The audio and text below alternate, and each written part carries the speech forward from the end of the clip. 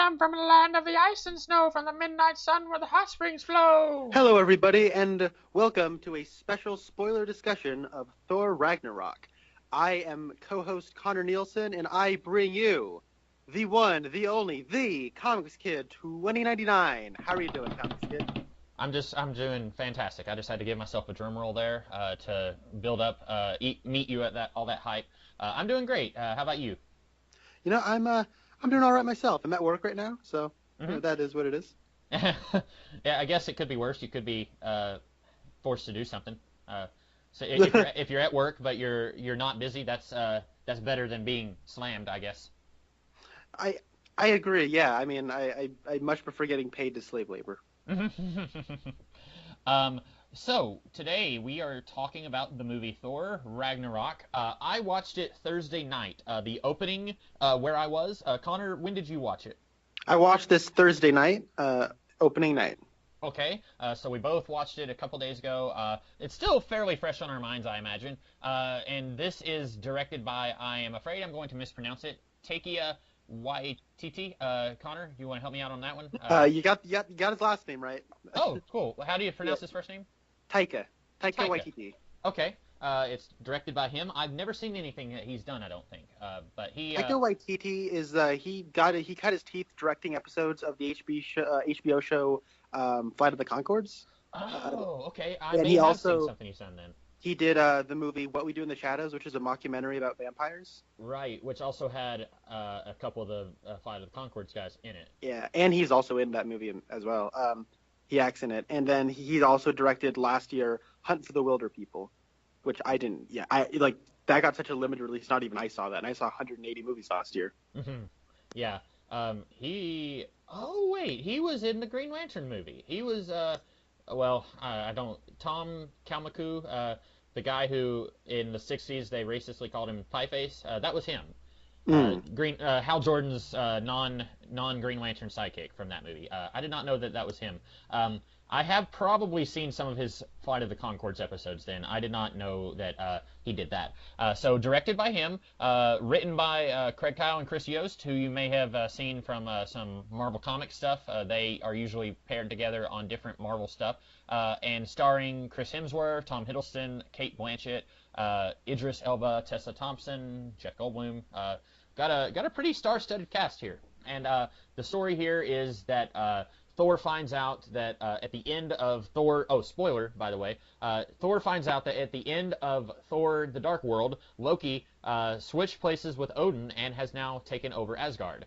Thor finds that out, and he and Loki go to rescue Odin because danger is coming to Asgard, and Odin is the only one who can stop it.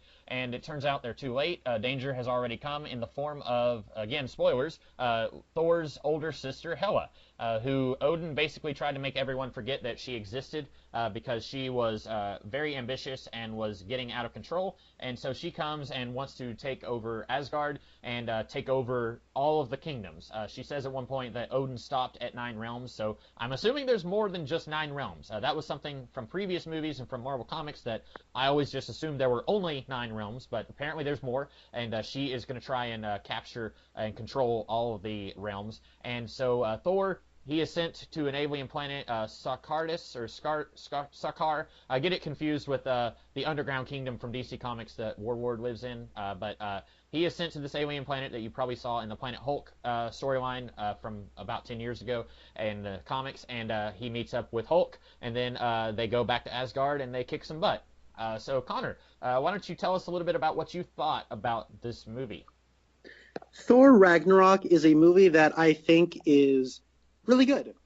I like this movie, and I would probably rank it below the other 2 Marvel movies this year. I didn't like it as much as Homecoming, and I didn't like it as much as Guardians of the Galaxy Volume 2. But that being said, I thought this movie got better and better the more it went on. I think this movie's climax is freaking awesome. Mm-hmm. Like, it looks like a Jack Kirby comic book crossed with, like, a progressive metal 80s album cover, which is what I think, you know, a Thor movie should look like. I think in terms of action spectacle, this is the best Thor stuff that we have. I really like Kenneth Branagh's first Thor movie. In fact, I think that might still just edge this one out for me because I know, But even then, I think the third act of that movie kind of drops the ball a little bit, and the action stuff is the weakest stuff going on in that movie. Um, but that movie also, I felt, had an elegance about it and a craftsmanship behind the camera that I think is maybe missing a little bit here. Taika Waititi is a person, as a director, he's not much of a visual stylist. Like, he's not like a Zack Snyder or, for that matter, Kenneth Branagh. But what he is he is a master of tones. I think the way he balances tone in this movie is quite excellent. This is mostly a comedy, but the comedy stuff I do think is mostly funny, and I will get into some of the jokes that I do have issue with. But I think that when we go back to Asgard, it feels like a Thor movie. I actually think that Thor: The Dark World is my guilty pleasure of the Marvel pack. It's not a good movie, but I can't help but enjoy myself while I watch it. And I think a lot of that is I like the way they capture Asgard in that movie, and I think a lot of the action scenes in that movie are fun. I think the action, this is tops the action from Thor 2. And I also think, though, that when we're back at Asgard, it does still feel like that same world, but, with a different director behind the camera.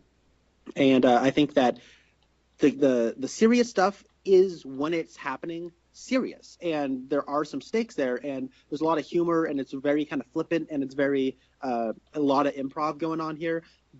But it's also very tight, and it also has there's a bizarre discipline to it that also seems formless. It's very hard to describe. But I like that quite a bit. My biggest problems here are some of the thematic elements I felt were not followed through on, and I don't think that there are like I said before, there are some jokes that I wasn't a fan of.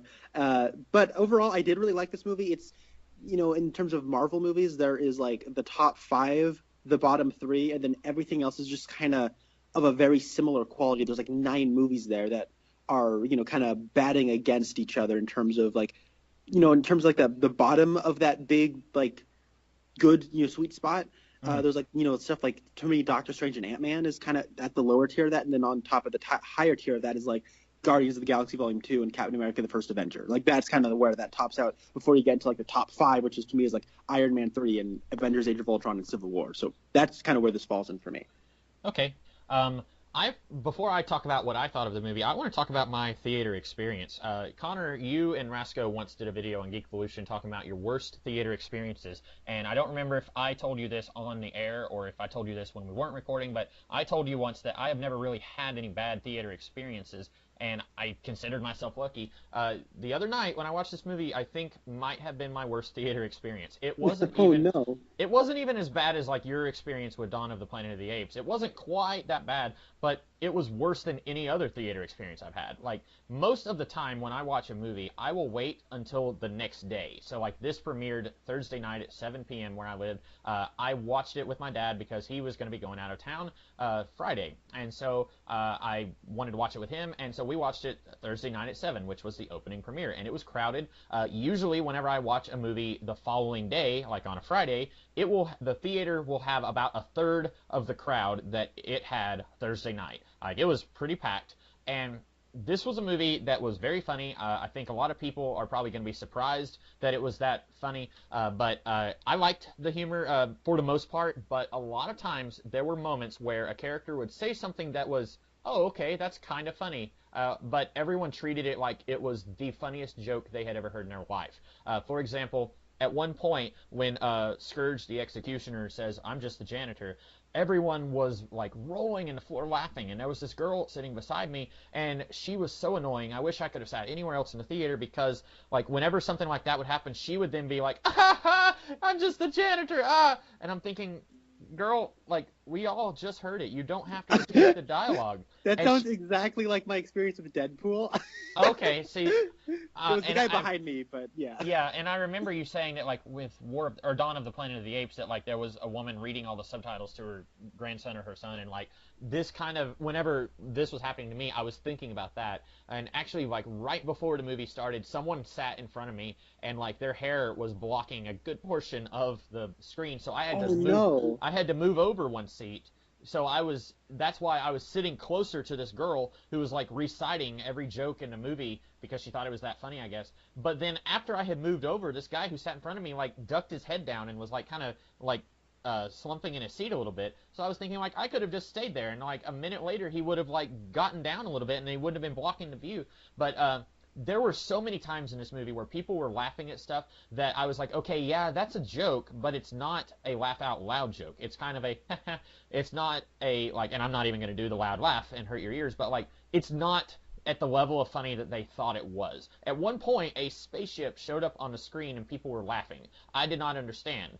This reminded me of when I went to see the Ang Lee Hulk movie in theaters in 2003. There were people laughing like when Hulk would throw a tank. And that's not a movie that's very funny at all. It's one of the more morbid superhero movies out there. It's very, very sad and somber. But people were laughing at these action scenes in Hulk, and I kind of have the same thing here, except this is intended to be a comedy movie, but so much of what people were laughing at in the theater I was in wasn't funny enough to warrant those laughs. Now, there were times where I was laughing just as hard as everyone else. There were a few jokes that I thought were really funny. But, for example, I'm just the janitor was not one of those jokes. I was like, okay, that's, haha, but, like, not, like, oh my goodness, I've never heard a joke this funny in my life. I don't know if you had a similar, and like, it turns out one of my coworkers from work was in the same theater as me, and I was talking to him about that today, and he said he felt the same way. There was someone right beside him who was laughing at things that were not funny, and so I don't think it's just me. So I probably had your theater experience, like, but like 70% of what you had. Mm-hmm. There was a little kid towards the front that kept running around, but whatever. That was stupid and annoying, but it only happened a couple of times. There was in the row behind me, the people right behind me, like, here's the thing. A vocal audience is something that I always have to like sort of gauge. Like, okay, this is gonna be a vocal audience. If they're into the movie, I'll be more okay with it. Like when I went to go see Lights Out, which is a horror movie, a PG-13 horror movie, mind you. So all of the teenagers were there. I'm like, okay, please don't be a horrible audience. And they were very loud, but they were into the movie, so like they were directly responding to, oh my god, whoa! I was like, yeah, okay, you know what? Honestly, that's fine than them taking pictures of the screen to be like on Snapchat, ooh, I'm watching this scary movie. No, you're not. You're on your phone. Shut up. Go away. It wasn't like that.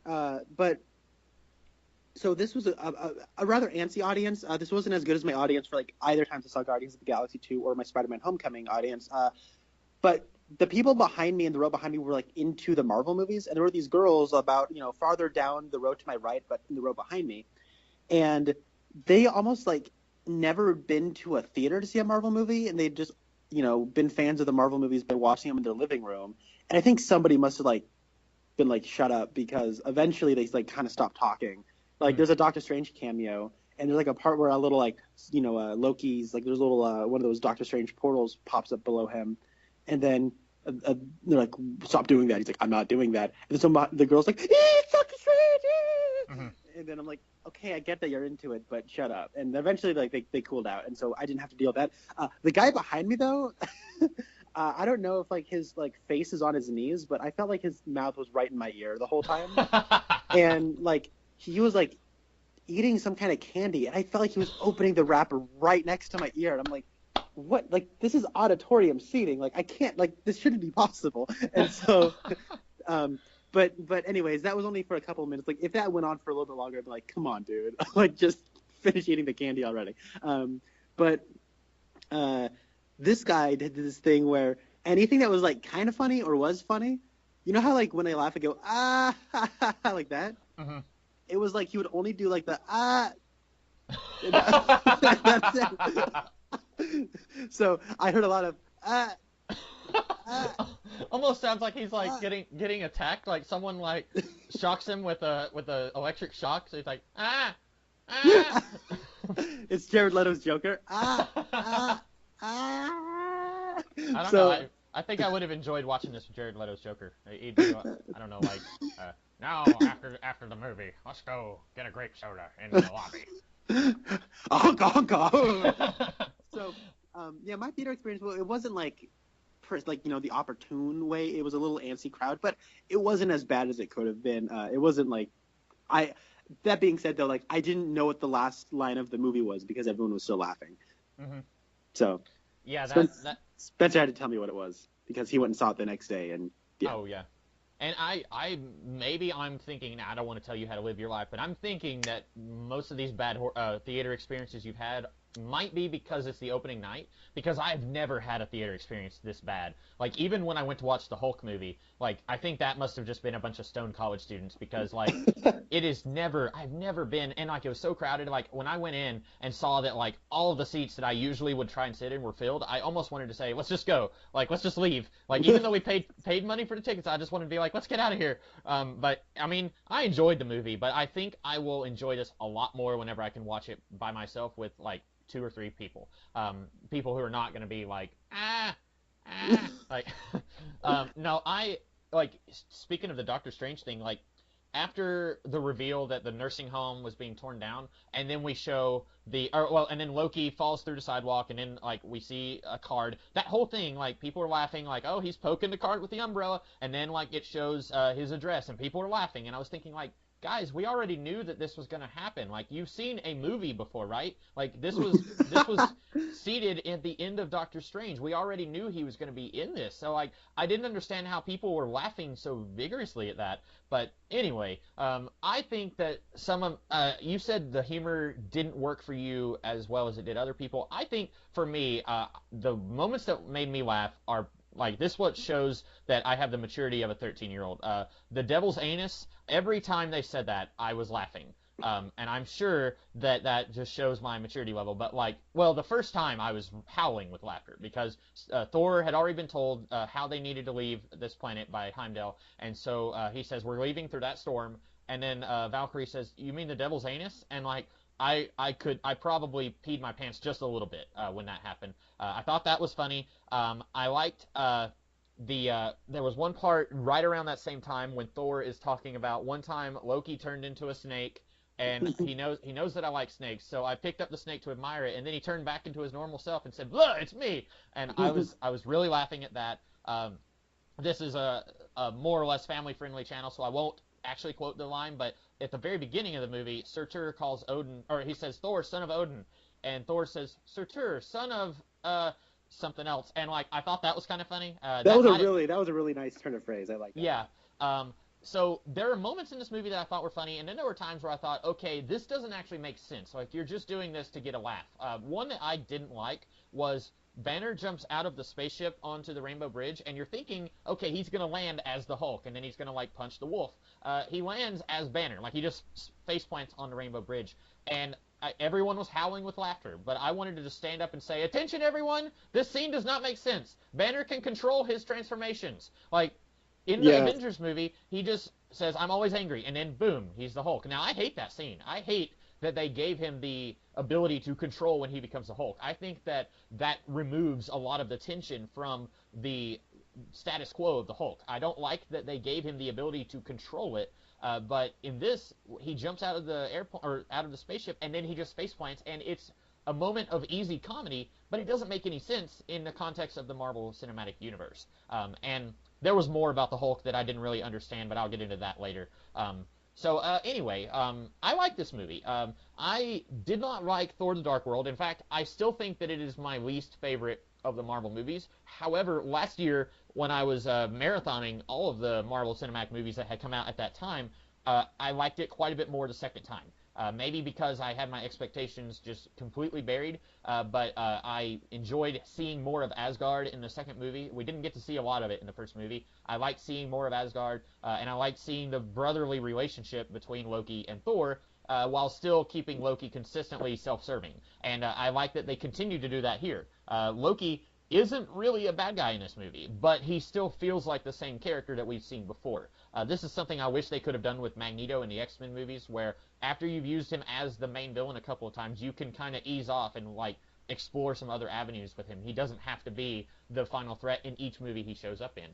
But I liked the brotherly relationship between Thor and Loki here. I liked the science fiction stuff. I like, with Thor, you can go one of two directions. You could go the Star Warsian sci-fi direction, or the Jack Kirby stuff, like you said, or you can go a Lord of the Rings hard fantasy route. And I like that they went in the sci-fi direction. You get to see a little bit of that fantasy stuff, like when Heimdall is in the forest with the hidden Asgardians. That felt kind of Lord of the Ringsy. But for the most part, this feels like it's mostly owes its existence to Star Wars, and I like that. I like the new characters that we get here. I have complaints, but they're not deal breakers for me. I think that anything that I could complain about, I might spend a lot of time complaining, but nothing that I dislike about this movie was a huge problem for me. Yeah, I guess one of the complaints I do have that maybe is one is the first act was a little rough for me. Hmm. A lot of it. So one thing I admire about this movie is it has a very like, with the exception maybe that Hulk transformation, it has a very like, and that I might defend that. But it has a strong understanding of MCU continuity, like a really strong one. Like Hela at one point is in Odin's like vault and like pushes over the Infinity Gauntlet. She goes, "It's a fake." Yeah, and that was something I was reading up on that later. And apparently, we got to see the Infinity Gauntlet in the first Thor movie. I, Yes. I actually didn't remember that. So this was supposed to be like a patch on like I guess, a continuity problem. But that was never a problem for me because I didn't remember seeing the Infinity Gauntlet in the first Thor movie. But Yeah, yeah, I mean it's a blink and you'll miss it thing, but you know, mhm, for all those purists though, it's like it's a fake. I'm like, oh, that's kind of funny. Um, this is a movie that's. It seems to me that like Taika Waititi and company are very eager to like get to really distance themselves from Thor: The Dark World. Like they don't want to do that because mhm, that was not just the least critically successful Marvel movie thus far. I don't think it did very well financially compared to all the other Marvel movies, but it was also a bit of a disaster on the set. Like they Patty Jenkins, who directed Wonder Woman, was like the initial director of that movie, mhm. and she left, and they got studio hack Alan Taylor to come on in and finish it, and then then there was like Joss Whedon had to like come in and like do a quick rewrite of the script, and then Really, there I did was not know that. like last minute rewrite of the script, and then I think he maybe even directed some reshoots and stuff. Like it was a rushed thing. They had to get it out in 2 years, Mhm. and that was The Dark World. And on top of that, that movie just isn't very good.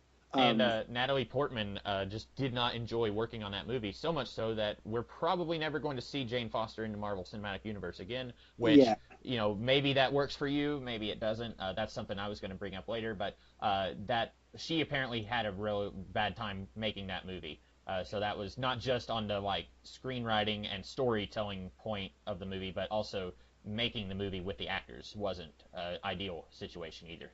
yeah. Well, and I'm also going to loop back to that in just a second because um, a lot of this first act to me felt like we are trying to clean house and set the table. Hmm. You know what I mean? Um, so the there's okay, Infinity Gauntlet is a fake. Okay, that cliffhanger of the Dark World though, the Dark World has a really good cliffhanger. I think so, anyways, and it's one of those. Remind me which one you're talking about. Are you talking about when Volstagg and Sif bring the Infinity Stone to the Collector? Oh no, that's when that's the post credit scene. Oh, The, okay. the the cliffhanger of it is Oh, the with oh, Loki and Odin is Loki, and or oh, Loki is gotcha. Odin, and so Sorry, like that was yeah. one of those like, oh man, what are they gonna do with that? And then you have to wait 4 years for the next Thor movie because no one liked making that movie, and they probably want to get themselves as far away from that story as they can. And then they also have to acknowledge, but that is a movie. You know what I mean? They have to be Hmm. reverent to the material because that's like the last adventure we saw this guy on.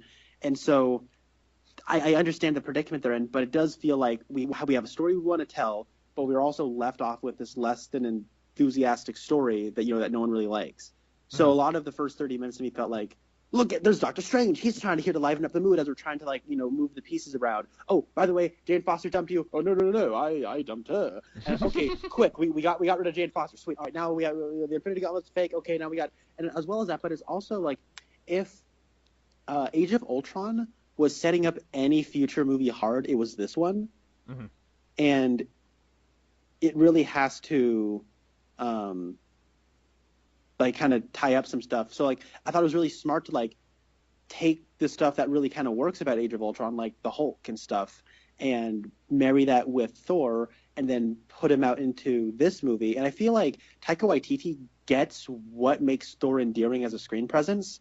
He's not just um, a dummy, right? Like a big dummy Hmm. that's has a good heart.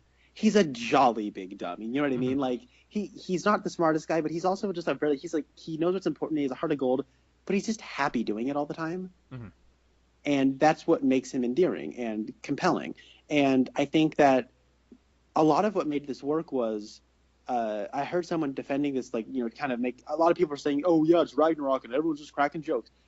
What I liked about it was I heard someone making this argument, and I agree with this argument is, um, in comic book movies, it's the end of the world every freaking movie. Mm-hmm.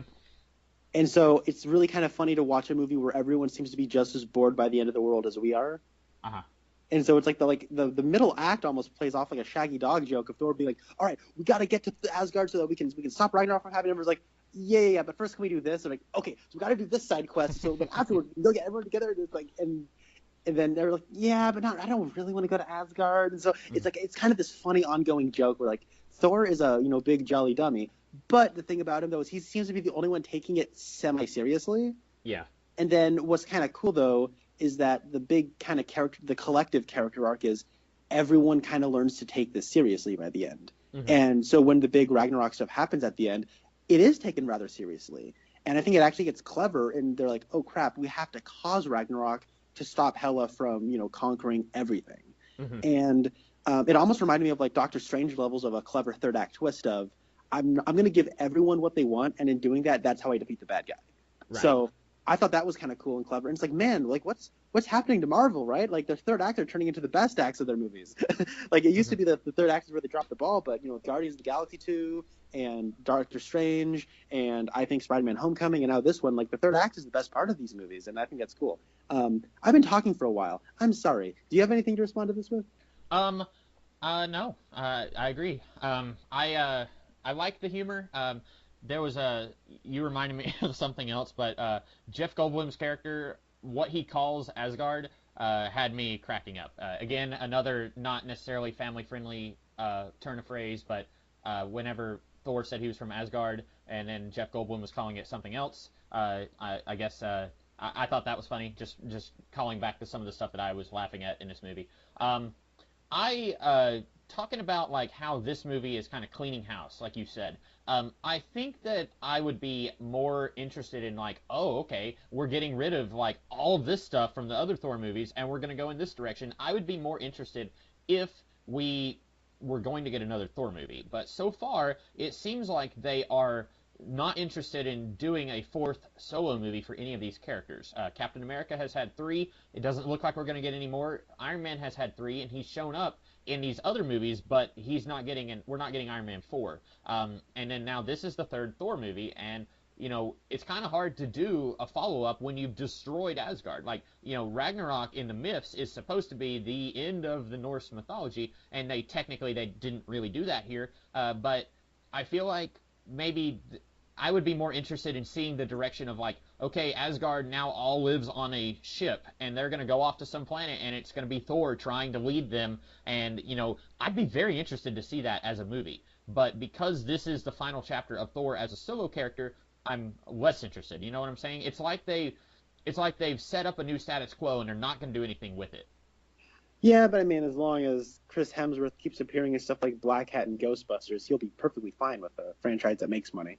So, hey, I'd be very, very happy to be proven wrong here. Like, if they turned around today and said in the year 2021, we're going to get Thor 4, I don't know what they would call it, I would be very okay with that. I'd really like to see them take some of these characters and keep doing stuff with them. I don't have to have Thor be in the Avengers. If you're going to have an Avengers movie with Tigra and Hank Pym and Wonder Man, I'd be okay with that. And then take your A-listers and let them keep doing stuff in their solo movies. I'd be okay with that too. But it looks like their pattern is once a character gets 3 movies, they're going to keep showing up in Avengers movies, but they won't necessarily get a 4th film.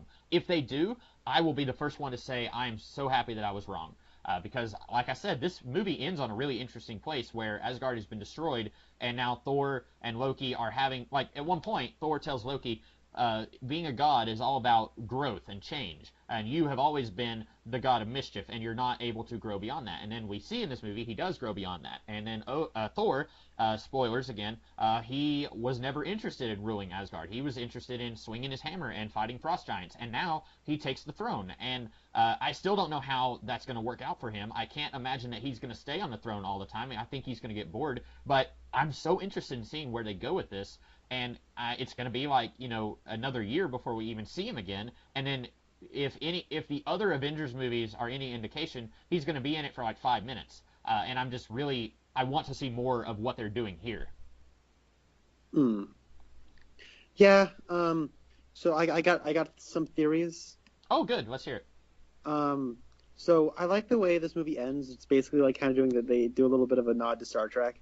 And he gets on the captain's chair, and I like that he's become King Thor. He's got an eye patch, and oops, spoilers, everybody. He loses an eye. And I'm thinking of Jason Aaron's run where he's old King Thor, and he's got a robot arm, and he's awesome. And Yep.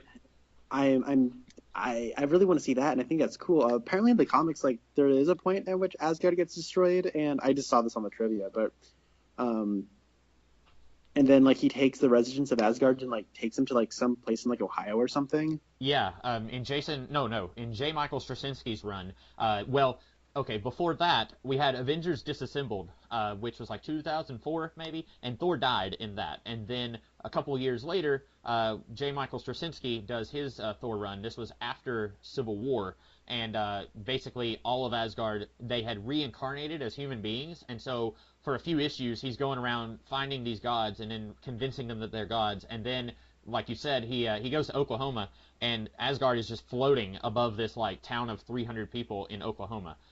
So yeah, that I wasn't even thinking of that. That this is because they're going to Earth at the end.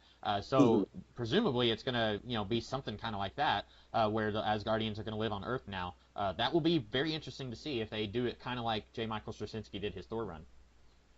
Yeah. That being said, I don't think that's going to happen Probably not. because of the first stinger, where Yeah. oh look it's a giant ship. It's probably Thanos, and he blows it up, and everyone dies. Oh, okay. There's so much for this story, and like the way it could have continued. He's gonna blow everything up because boring Thanos got to kill everything because he's all about that death. Screw your story. When Thanos comes in, you got to move on out of the way. Yeah, I think I'm wondering. See, I have had like so many different fan theories about what's going to happen in Infinity War. We already know it's going to be a two-part movie, which is probably a good thing because they've already said that there's going to be like 70 superheroes in that movie, or 70 characters. I don't remember, but that's a ton of characters, by the way. But I'm wondering if they're going to open the movie where it's like happy fun times on Earth, everyone is doing okay, and then Thor like falls through the roof of Avengers Tower, and he's like really bloody, and he's like, oh, he's coming, and then you open with like a big war or something. But maybe I don't know, because like I said, like both Age of Ultron and the first Avengers movie kind of dispatched Thor. Like he's barely in those movies. He gets the least screen time of all of them in both of them. So I hope that they can maybe remedy that just a little bit in Infinity War. I guess we'll see. Yeah. I also got like maybe a little something spoiled for me. I don't know though, Okay. in terms of like a preview, but whatever. I won't talk about that. Yeah, it's gonna be weird seeing going forward, especially now that like he's like mega powered, which was awesome. I think that's great. I like the line, "What are you, the god of the hammers?" hmm No, thunder. Come on now. Yeah. So I like this movie a lot. I like it actually more than all of the Thor movies. I've been historically very disappointed with the first Thor movie. Ever since like before we even knew who was going to play Thor, I wanted to see them do like a fantasy epic, kind of like Lord of the Rings, just with Asgardian characters. Like do the first 20 minutes of that movie as an entire movie, and then have the second Thor movie before the Avengers movie, where he comes to the present day. That's what I wanted to see. That would have like screwed up their whole timeline, but I really didn't want them to shove all of that stuff into one movie where he comes to Earth in the first movie. And so even though I can acknowledge that movie is a fine movie and there's nothing wrong with it, I still have problems with it because it's not the movie I wanted. And way back when they first announced that this one was going to be called Thor Ragnarok, I remember me and a friend of mine talking about it, and I was like, okay, like I wasn't really down with the other two Thor movies, but this one sounds good. Like I want to see this bloody epic that the end of Norse mythology, and like everyone dies in a huge war. And then he said, nope, it's going to be a buddy Hulk movie set in outer space, and it's going to be a comedy. And I was like, oh, like in the span of 4 seconds, I went from being the most excited I'd ever been about a Thor anything to being just like, okay, whatever. And I ended up liking this a lot. It's weird because like I wasn't okay with the first Thor movie, and part of that might have been I had a couple friends who were like huge Thor fans, and they were like getting so hyped for that movie that like it kind of ruined my excitement for it. Like I got less excited because they kept talking about it like 6 months before it came out. But anyway, with this one, it's not the movie that I would have wanted if you told me like, hey, they're going to do Ragnarok. It's not what I want to see in a story about Ragnarok, but I ended up really liking what they did anyway. I guess my question would be, does it go back to the Ragnarok stuff is handled seriously? Yeah, it is, but it's also not what I would want to see. Like, the Ragnarok stuff doesn't even play into this movie until the very end. The rest of the movie is like a good third of this movie is basically just Planet Hulk, which I like that. I enjoyed all that part of the movie, but the Ragnarok stuff itself, I felt like you could have called this movie something else. And like the Ragnarok stuff, again, like they destroy the realm of Asgard, but then everyone just leaves on a big spaceship. Like that's not what I would have done if they told me, hey, we're going to do a Ragnarok story. But I liked what they did anyway. Yeah, that's fair. I'm trying to think about there's actually like more than I was thinking I would talk about in this. Now my mind's sort of going into a few different directions. Um, let's talk about okay. Here's one thing though. There's a bit of a weird timing issue I feel, and this is maybe like one of the structural flaws I have with this movie. During when Hela shows up and she takes over Asgard and Loki and Thor are on Sakaar. There's this like we're cutting back to Asgard and it's sort of like this. All right, Doomsday is coming slowly. Doomsday is coming forcefully. Doomsday is coming. Like I don't know. You get what I'm saying? Like I'm of course drawing a comparison to the death and return of Superman, but right. Like it's one of those things where it's like, all right, just remember Hela's on Asgard trying to start Ragnarok, but she's got she can't start it just yet. She's not trying to start Ragnarok. She can't continue like start her conquest for the cosmos until she gets the MacGuffin sword, and like that sort of stuff is kind of drawing out the conflict so that the story isn't over by the time Thor gets off of Asgard. Mm-hmm. That's the point of it all. I get that. However, it's a bit of a like, they kind of get around it in terms of timing because like when they get out of the Bifrost, like the time space and like theory of relativity sort of stuff sort of kicks in, where like Loki's been there for weeks and Thor just shows up, even though like the way we experience it, and the way Thor experiences it, it's like just a couple of hours. Right. If that. So maybe they're trying to get it around like that. Like, okay, it's all this time on Sakaar, but it's really not that long on Asgard. But it almost feels like it is taking that long on Asgard because of Heimdall, taking everybody in slowly but surely. Mm-hmm. Yeah, and another issue with time I had here, not necessarily within the movie. Everything you just said is very valid. My thing was. So, and this kind of reminds me of Spider-Man Homecoming, where they were, like, the timing thing where they were saying, like, it's been so many years since the first Avengers movie, and we were all like, wait, what? It's kind of like that. So, it's been 2 years in story since Age of Ultron. Thor tells Banner that. He says that all of that stuff with Ultron was 2 years ago. And in real life, that was, what, 2 years, 3 years? It was 2 years ago, yeah. Okay, so 2 years ago in real life, 2 years ago in story. Okay, Loki imprisoned Odin and has been in charge of Asgard for over 2 years because Thor: The Dark World came out in was it 2014 or 2013? November 2013. Okay, so it's been 4 years since Loki imprisoned Odin, and Hela is only just now coming to Earth. I want to know, where has she been? How did she get to be so powerful? Was she imprisoned? There's a lot of stuff like that. Maybe if people in my theater had just shut their faces and I could have actually heard the movie, maybe I would have caught some of this. But Odin says that he banished Hela, and then at one point we know that the Valkyrie squad was sent after her, and they all died except for one of them. So where was Hela? Did they actually manage to defeat her, or did she just go and hide in a corner of the universe and then she could smell that Odin had died? I want to know, why didn't she start making her way back as soon as Loki dethroned Odin?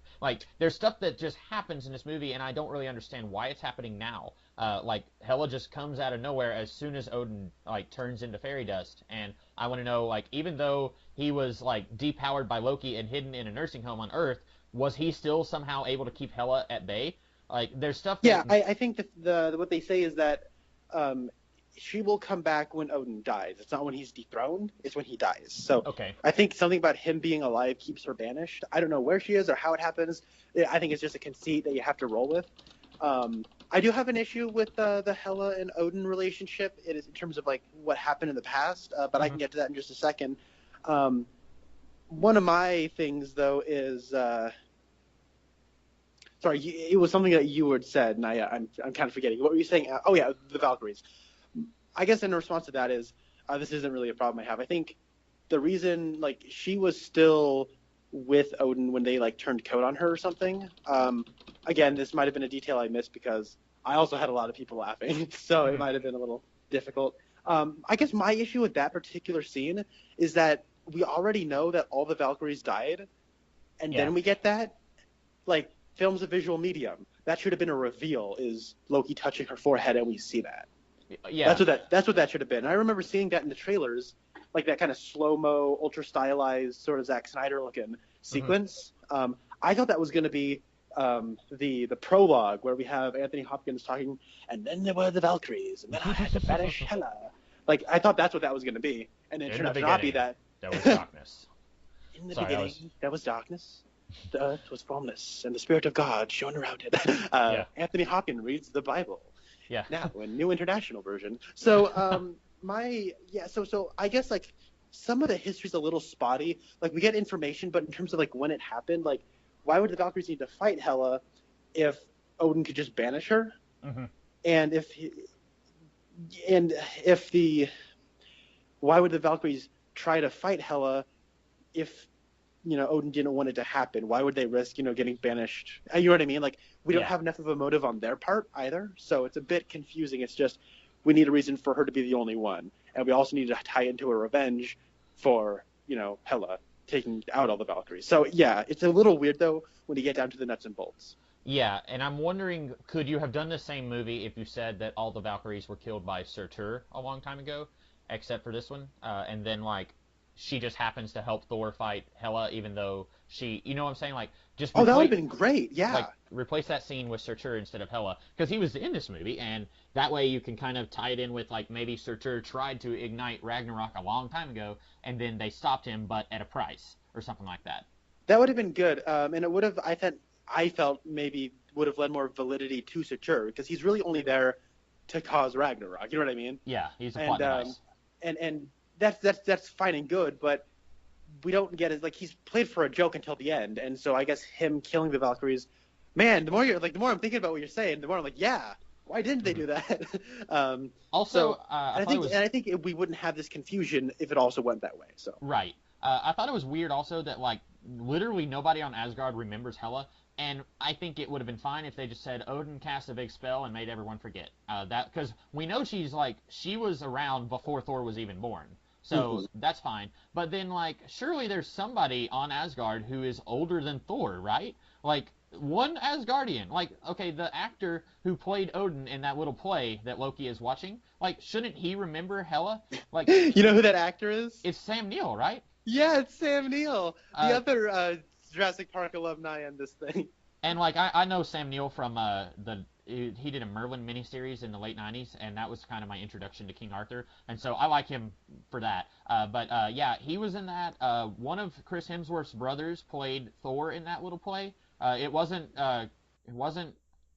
Okay, who's the one in the Hunger Games? I'm just totally drawing a blank there. It wasn't that guy. Liam Hemsworth? It wasn't Liam, but it was the other Hemsworth brother that like nobody talks about. I think. Luke Hemsworth. I don't think he's really been in anything. And he played Thor in that, and then Matt Damon of all people played Loki, and I did not recognize Matt Damon. I don't know if they I guess I'm just not used to him having long black hair down to his neck, but it didn't look like Matt Damon to me. But apparently they cast him because he was in the movie, was it Dogma, the Kevin Smith movie where he's an angel who's trying to bring out the end of the world, and his character's name in that was Loki. So nice little references. Oh, that's all around. cool. Yeah, I didn't recognize Matt Damon either because when Spencer came out of the theater, he sent me a message and he was like, "Man, how about that Matt Damon cameo?" And I went, "Who was he?" And he's like, "Oh, he's the guy in the play." And everyone in the theater was just laughing throughout that scene, and I'm like, "Yeah, it's kind of a goofy reenactment. It's not that funny, but I don't know." Have you ever seen the movie Interstellar? No. Oh. Well, you can tell me what you're gonna say though. Because Matt Damon's in that movie, Uh-huh. and he shows up in like the third act. Like they go to a planet, and then they like wake some guy out of cryo sleep, and it's Matt Damon. And when he first popped up, I was watching it for a couple minutes. And I went, hold on now, is that Matt Damon? And then the longer he was on screen, the more I was like, okay, that is Matt Damon. That's so weird. But you know what I mean? Like, Yeah. I was like, there's that initial, huh? What? And so I guess Matt Damon's not someone I just instantly recognize, especially with that long hair. But that is a cool film reference. I've never seen Dogma. I haven't either. I've seen the opening scene of the movie. It's a movie I want to watch. I'm not a huge Kevin Smith fan. I think he seems like a nice guy, but a lot of his movies just don't interest me that much. But it kind of reminds me of the Winter Soldier when Nick Fury, air quotes, dies, and then his tombstone has the Bible verse from Pulp Fiction. And I remember telling a friend of mine that really distracted me because when I see that, I'm like, oh, Pulp Fiction because Samuel L. Jackson. And my friend was like, well, it didn't distract him because he had never seen Pulp Fiction. So it's one of those things where for people who have seen Dogma and recognize Matt Damon here, that probably maybe distracted them, or maybe they were like, hey, I get that reference, like Captain America. But like, you get the joke I just made, right? Yeah. Okay, good. Sorry, I was about to say like I'm gonna have to explain that anyway. But like for me, I didn't know it was Matt Damon, and then I actually had to I had to look it up on some website or something, maybe Internet Movie Database, where it was like, hey, it's a reference to Dogma. But yeah, that scene was one, and everyone was laughing in the theater for me, but I just assumed it was because everyone was laughing the entire time the movie was playing. I didn't know if everyone recognized that actor or not. Yeah, so it's kind of cool that Sam Neill's here because, he was in Jurassic Park and there's also Jeff Goldblum. Mm-hmm. But Taika Waititi's last film, The Hunt for the Wilder People, starred Sam Neill. So this is kind of a cool little thing of Taika Waititi getting his friends in here. Right. Where was Jermaine Clements? Where was Brett, what's-his-face? The whole time, Korg, I was like, okay, that's got to be Jermaine from Flight of the Conchords. I'm only familiar with like 3 Kiwi actors, and I assumed that was one of those guys from Flight of the Conchords. Turns out it's the director himself playing Korg. But by the way, he was absolutely a delight. He was so funny as Korg. Like when he said he tried to start a revolution, and you're thinking like, oh, okay, like getting like a bloody battle of a revolution. He said, but I didn't print enough pamphlets. And I was just like, oh, that is precious. And then like when Loki, the only people that showed up were my mom and her boyfriend, and I hate him. Yeah. And when Loki's hologram disappeared, and he came and like he kicks the wall and was like, get out of here, ghost. I thought that was really funny. And then he had some like when he said another day, another Doug. I thought that was really good. And he said, oh, Doug has fought him. Oh wait, no, Doug's dead. Like that was all really awesome. Hello, new Doug. Yeah. And have you read Planet Hulk? I have not, no. Okay, so I read it probably, let's see, 10 years ago? Maybe not, maybe a little less than that. It came out right around the same time as Civil War, and I remember I got it from either my birthday or for Christmas, and reading that, Korg is one of Hulk's Warbound. Like, it's very much a Conan the Barbarian story, where he starts off as a slave, and then he rises up and spoilers, he becomes the emperor of this planet. And Korg and Meek were 2 of his, I guess, lieutenants who kind of became like his commanders after he took over the planet. And from what I understand, it's like Spartacus but with Hulk. Yes, I've never watched Spartacus, but I'm familiar with the plot, so yeah, definitely. Reading that, I would think that Korg would have a voice like James Earl Jones or Clancy Brown, who was in this movie. He played Sir Chur. Or like, I don't know, Michael Clark Duncan. Somebody who has a very deep, commanding voice. Like when he speaks, you sit up and pay attention. But I never would have thought, let's get this guy with a kind of high-pitched New Zealand voice. And it works so well. It is awesome that they did that. I think it's so funny here. I really think it's funny. Like, he's made of rocks, and like they don't ever draw too much attention to it. Like, rocks keep falling off of him. Mm-hmm. And then like that scene where the hologram of Loki is coming to talk to Thor, and he's just like using like pieces of Korg and throwing it at like that's one of those things where after thinking about it I went, oh, he's throwing pieces of Korg, that's kind of funny. Mm-hmm.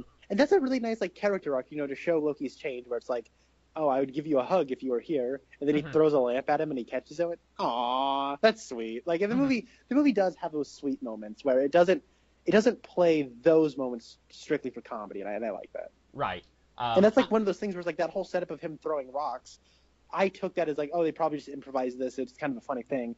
But it came back at the end, and like I feel like I should have been taking the movie a little bit more seriously then. You know what I Hmm. mean? Like the movie Yeah. is a little bit smarter than I was giving it credit for. And I went, oh, that's cool.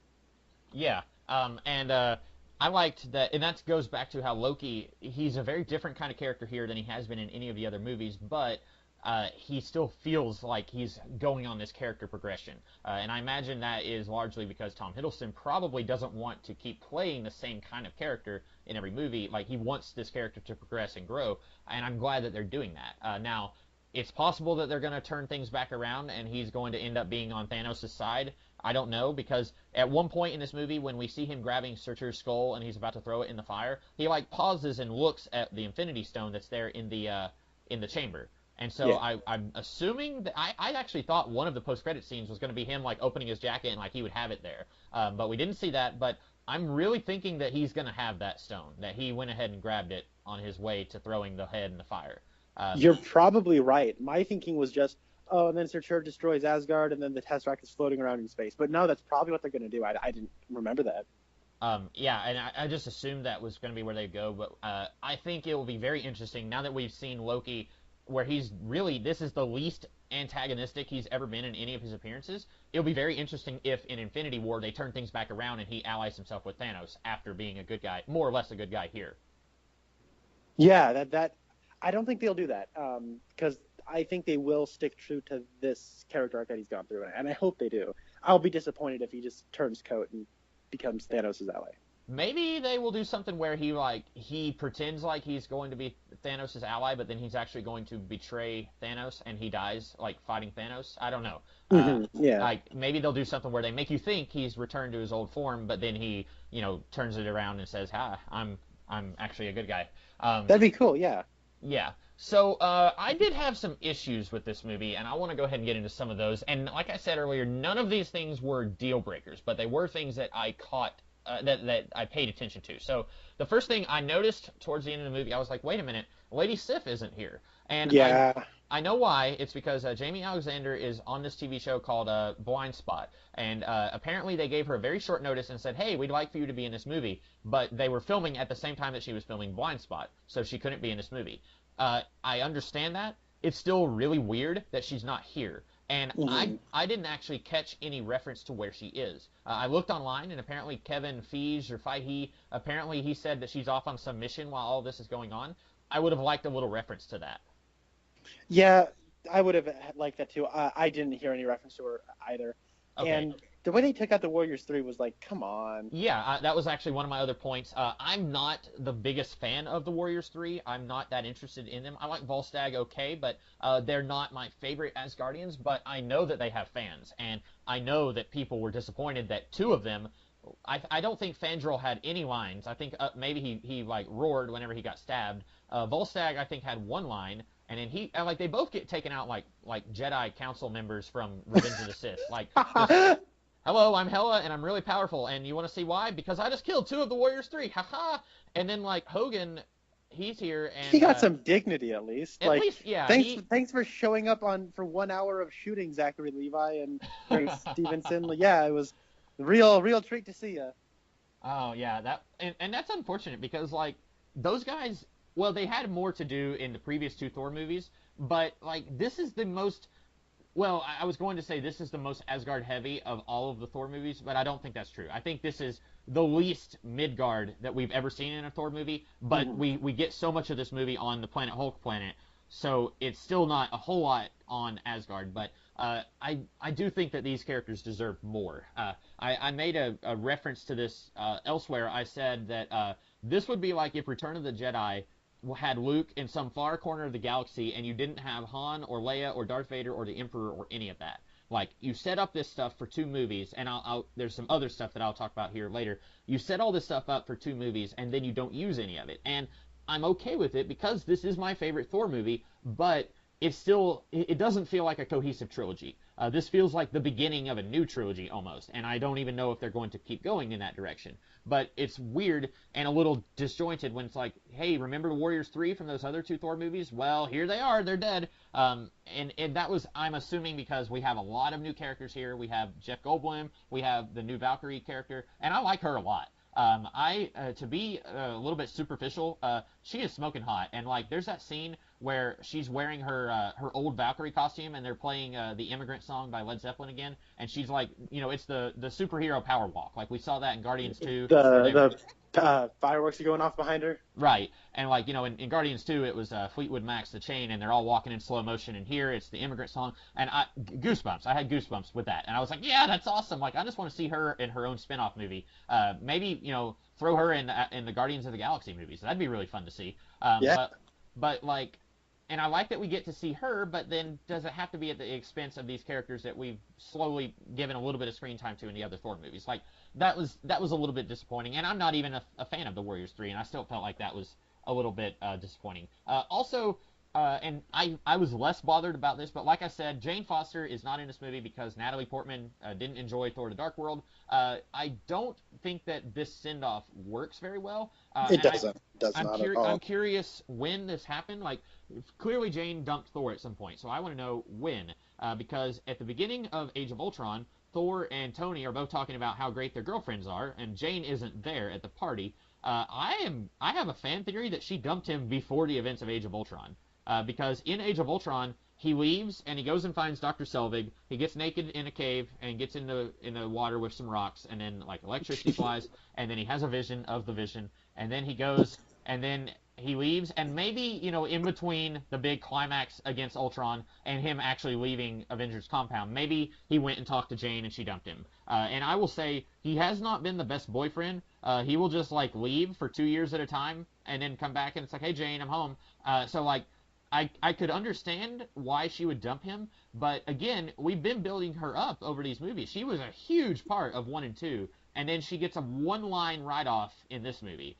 You talked about how in Civil War you did not like the way they seemingly wrote out Gwyneth Paltrow, and I think that was maybe necessary for Tony's character in that movie to be making the decisions that he made. And then they brought her back in Spider-Man Homecoming, and you were happy about that because you liked Gwyneth Paltrow and you wanted to see more of her character. And I was kind of like a little puzzled because it's like, well, where, what happened? Like, what did they make up? Because Tony's still doing the same stuff that he's always been doing.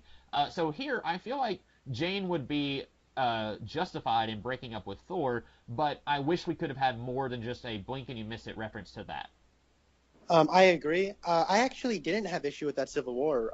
I might be thinking of someone else. Oh, well, I guess maybe because I don't know. I thought you were, when we talked about Spider-Man Homecoming, I thought you had said that like you wanted to see a better send-off for her than just that. Like I would have said like I thought it worked well for that movie, but if that was like I would have preferred to have seen her go if they were like saying goodbye to that character. Right, and that's probably what I remember you saying. Okay. But yeah, no, it is weird that Jane Foster isn't here, and like it's also weird like when you watch Age of Ultron, it's like you have the Man of Science, Dr. Selvig, teaming up with Thor to like go into the Vision pool, and then you have not the Vision pool, just Vision pool, and then you have that Twin Peaks electricity, and then electricity goes everywhere, and then like he has those visions, and it's like it almost seems like Selvig is going to be his rock that he's like, or his person on Earth that he's going to be in contact with about these mystical stones. You know what I mean? Yeah. And then they just never really come up. And he's not even mentioned. It's kind of strange. I like the new people that we got here, and I think it really works for this story. But the story that we've been getting from this side of the universe, like, yeah, that's probably a reason why I have issue with that first act. Is it is just sort of like we have all this baggage, and I don't know. I get why they did it. It's just maybe a little bit less than satisfying. Like if you are like my mom loves the first 2 Thor movies. She loves them. Chris Hemsworth has got some great arms, and she thinks they're funny. And he can pull off the long hair, right? So like if you're like your mom is not going to be happy with this movie. I know. I don't know. Maybe she'll see Chris Hemsworth get a haircut and be like, oh my gosh, he's even more handsome. But right. By the way, great Stanley cameo. But if you're like my mom, then you'll probably be like, oh, I wanted to know what happened to Darcy. I mean, I don't. I hated Darcy. But, like, you know what I mean? What happened to Jane Foster? Like, what happened to these characters? It's all like, who cares? And I get it. Most people don't care.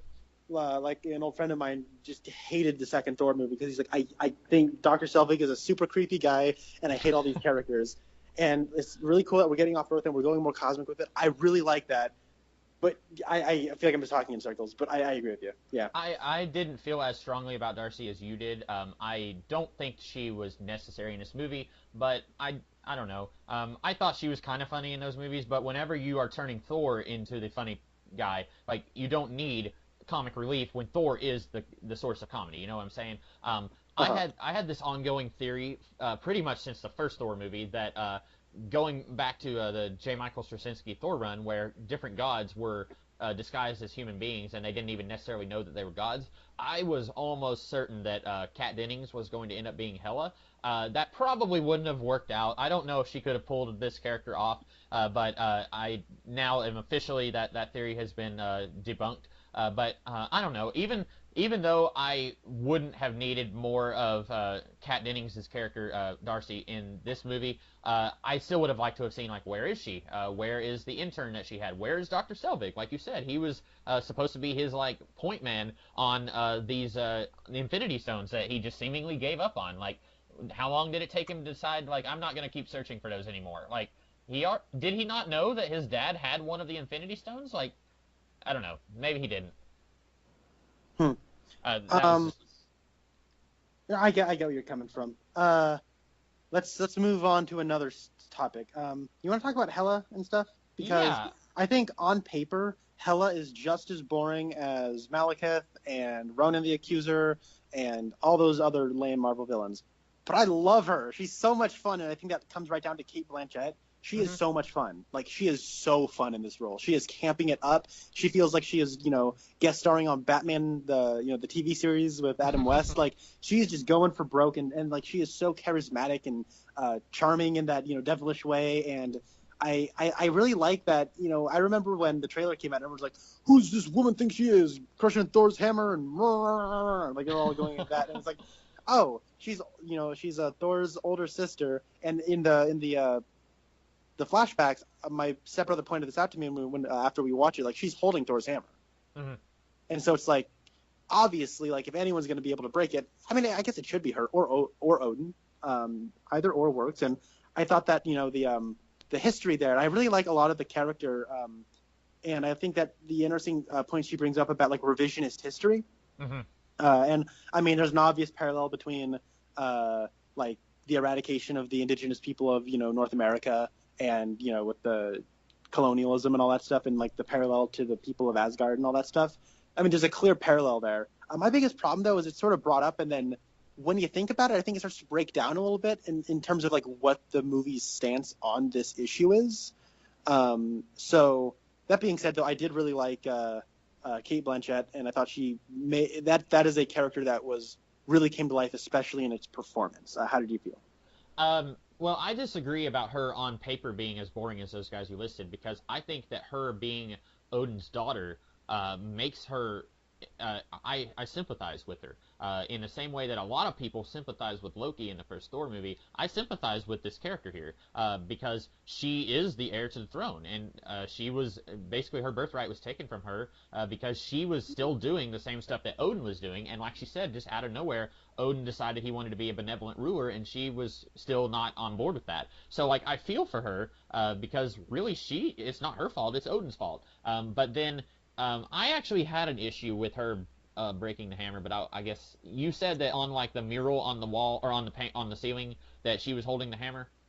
I mean, like, apparently in a flashback, or like, I think it's maybe the scene with the Valkyries. She's holding the hammer. I don't know. Okay, I didn't remember. I didn't catch that, but I thought that was weird because, like, these movies have made such a big deal about only the worthy can lift the hammer, and, like, Captain America is the closest thing to being worthy, and he wasn't able to lift the hammer. Only Thor has lifted it, and Odin, who created the hammer. But then, like, she just, like, makes, like, as if it's nothing, she just catches it in mid throw and then breaks it, and that's a really epic scene. But once you actually start to think about it, it doesn't make any sense at all because she's clearly not worthy. She is pretty evil and doesn't care about anyone else. So, like, I like her acting. I think she's doing a really good job acting here. There was a couple of scenes where I felt like she seemed like she was bored, but I think that was just the character that she was playing. Hmm. Like, when she first meets Loki and Thor, and she's just like, "Oh, okay, Neil." Like, I was just like, "Can you, like, maybe inject a little bit of enthusiasm into your performance here?" But then later, she is more energetic, and so I think she was turning it around later. But I didn't understand how she was able to hold the hammer, and I think that's one of those things I don't remember that in the flashback, but I feel like that only brings up more questions if she was the original holder of Mjolnir, because like why is no one else able, like why is Captain America not able to lift it, but then this crazy psychopath is? So like I don't know, that was one of those things that I didn't really understand. I don't know. I think it might be her age and like I don't know.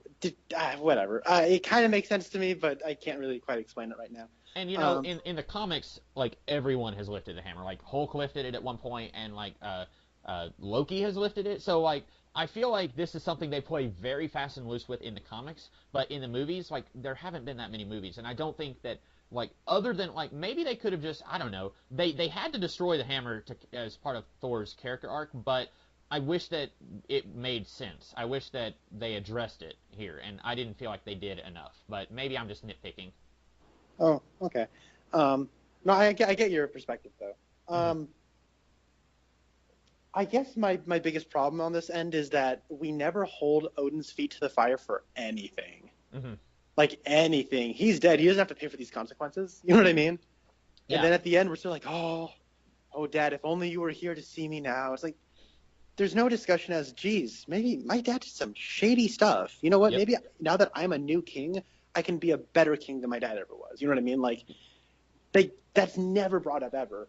And it's almost like we're all badgering Hela and saying, bad, bad Hela. And then no one ever acknowledges that, yeah, outside of Hela, who's the villain, no one ever says, you know what? I'll give you that much. I'll give you that Odin, I guess, was a bad dude. And like, what made him stop? That's never really addressed. And he's dead. Anthony Hopkins is probably cashing that last check and saying sayonara. You know what I mean? Like, Hmm. I don't get it quite. And so like, that's the when I say thematically speaking, that's something I don't quite get. And I can see now this doesn't bother me, but I can see other people finding it obnoxious that the people who benefited from like who benefited from Hela and Odin taking over realms and realms and realms, Hmm. like they get a like go off and go live somewhere else now, and it's like, you know what I mean? Like I don't have a problem with that necessarily, but I think someone else might. And on top of that, like, I don't know, it's just kind of weird to me that like the whole point of like the sin, like the closets, the skeletons in Asgard's closets are just sort of like swept under the rug of, well, yeah, but whatever, Hela was bad news, right? Right. And so like I guess that's my extremely inarticulate way of getting around. I have some problems with the way thematically that never really gets followed through on. Yeah. You talking about how like Odin is dead, so he doesn't have to like acknowledge all the stuff he's done. I've recently been getting caught up on Geekvolution's Marvel Mania that they did at the beginning of the year, and yesterday I watched their video on X-Men 3, where they raised the exact same point about Professor X, where he's dead, so he doesn't have to face the consequences of this extremely morally reprehensible thing that he did with Jean Grey, and so I feel like it's very similar, and I would never have thought about that unless you brought it up. But you're not wrong. It's a very similar situation to X-Men 3, although this movie is like light years ahead of that movie. But I feel like Odin is one of those characters. Like it seems like every other week he's portrayed differently. Like sometimes he's just a total scumbag who's just like lives to make Thor's life miserable, and then sometimes he's like he tries his best to be a good king and he's made some mistakes but he's trying to atone for that, and I think maybe this movie is like trying to kind of have it both ways. Like he gets rid of Hela because she's bad news, like you said, but then you have to wonder like what made him decide to stop acting like Hela is acting now, because at one point both of them were on the same page and then he decided to be a benevolent ruler like she said, and it makes you wonder why did he do that. Like I and this isn't his movie, but a friend of mine, he made a point that like they never made much of an effort to make us care about the people of Asgard. Like they've shown a few of the different characters, but like Odin has always been just kind of a cameo in these movies, and like we never get behind his head. We never get to see what makes him tick in any of these movies. And then this one, he's gone like in the first 20 minutes. I feel like is when he dies. So and what was up with that when Odin was like, yeah, I'm gonna go be with your mom, boys. Like, oh, by the way, you have a sister, and as soon as I die, she's coming here. Good luck, peace. Like, Odin, Odin, come on, man. Like, you need to like do a better job of that. Like I don't know, like I get it, your wife is dead, and by the way, I love that scene where Thor was like, enough of your magic, Loki, and Loki was kind of like shaking his head like I didn't do this. And because Loki's one soft spot was his mom, like that's where he wasn't, a bad guy. So I really like that. But you're right. Odin does have a lot to answer for, and he never does. But And on top of that, he's probably responsible. Yeah, I mean, he's probably responsible for Hela's upbringing. yep. He's probably responsible for why she is this way. Never brought up. Right. And I did like, yeah, in the original mythology, Hela is actually Loki's daughter. Yeah. I don't know what her relationship is with Loki in Marvel Comics. Sometimes I think Matt Fraction did a miniseries like 8 years ago that was called Ages of Thunder, and I'm pretty sure in that Loki was her dad, but that was like an alternate take on the character. In the main Marvel comics, I don't think she's related to Thor or Odin or Loki, but I like that they made her their sister. Because that like propels her entire character motivation here. I'm sure there are some nitpickers who are going to say, no, she's not Thor's sister in the comics. You can't do that here. But if they stuck to the comics, they would not have been able to have done the story that they did here. I agree, and I think it does work for this story. Also, I want to talk a little bit about the Executioner. What did you think about him and Karl Urban as the Executioner? So I pretty much know nothing about what's his name, Scourge. Yeah. And it was weird because it's like this is actually a really small role, and it's interesting to me that like Karl Urban got this role. You know what I mean? Yeah. And it's kind of interesting because we talk about Karl Urban like, oh yeah, I mean he's Karl Urban, but then I think what's he really been in? You know what I mean? Like I mean he was Judge Dredd, and he was in Lord of the Rings, and he was in the Star Trek movies. But he is really more of like a supporting actor, and I guess more of a character actor. That's more of like, he's on the A-list of the character actor spectrum. So it is kind of strange, right? But either way, I really liked him. I didn't think I would, but by the time it gets over, my stepbrother pointed this out to me because Scourge was actually his favorite character in the movie. And he's like, what he really liked about it was he's like our eyes into the people of Asgard. Like he has the character arc of the people where he's kind of like, since Loki's taken over and it's kind of been more of like this like hippie commune, like, hey, yeah, let's eat grapes and watch plays and all that sort of stuff. Everyone sort of like kind of gets more lackadaisical and whatnot. And so Scourge is kind of like, hey, yeah, I'm more greedy. I want these guns and all this stuff. I call this one Des, Troy, together, they destroy. And he said, I got them in a land called Texas. Like the way he pronounced that was so funny. That was funny. And then, so Hela shows up and he's like, hey, sure, yeah, if you'll have me, I'll work with you, no problem.